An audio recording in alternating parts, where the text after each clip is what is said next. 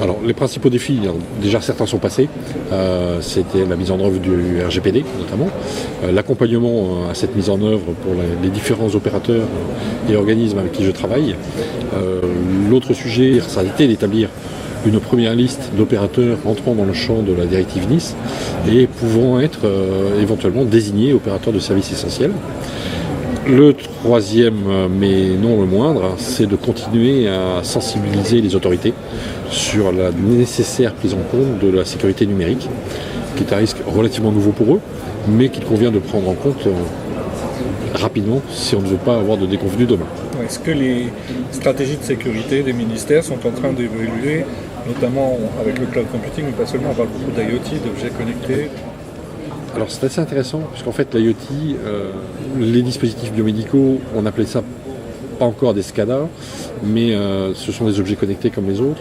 Maintenant, quelle que soit la forme de l'objet connecté, c'est un sujet qu'il faut prendre réellement à cœur, sans mauvais jeu de mots avec les piratages informatiques. Maintenant, nous nous sommes aperçus malheureusement que ces dispositifs étaient vulnérables, offraient des surfaces d'attaque sur certains organismes qu'il convenait de prendre en compte. Donc aujourd'hui, une des batailles, c'est de faire communiquer des gens qui ne parlaient pas entre eux. Donc entre ou les automaticiens ou les ingénieurs biomédicaux, mais également tous ceux qui s'occupent de gestion centralisée de bâtiments, gestion centralisée technique, et puis faire comprendre à l'ensemble des usagers que l'on ne connecte pas impunément n'importe quoi sur un réseau opérationnel. Et puis je pense que nous aurons des sujets à traiter également sur les objets connectés à la maison, puisque dans les programmes de santé, il est favorisé le maintien à domicile d'un patient.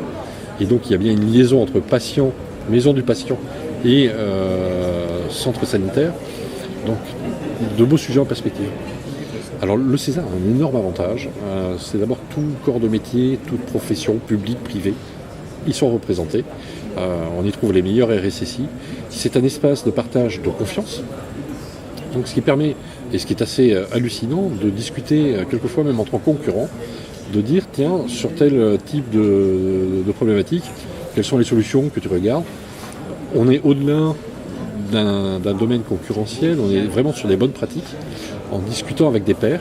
Et ce qui se dit au César reste au César, mais en revanche c'est un partage d'expérience qui est extraordinaire. Et là, on fait travailler vraiment l'intelligence collective sur des domaines qui nous touchent tous, même si au final les métiers sont différents, les fondamentaux restent les mêmes. Il y a une très belle expérience sur l'IA, que ce soit le ministère du Travail avec certains de ces organismes. Ils sont en train de se pencher sur l'IA. Le monde de la santé, beaucoup d'expérimentations sont faites et beaucoup de sujets regardés en termes d'IA. Et puis en termes de sécurité également, parce que l'IA peut avoir son importance à un moment donné dans ce domaine-là.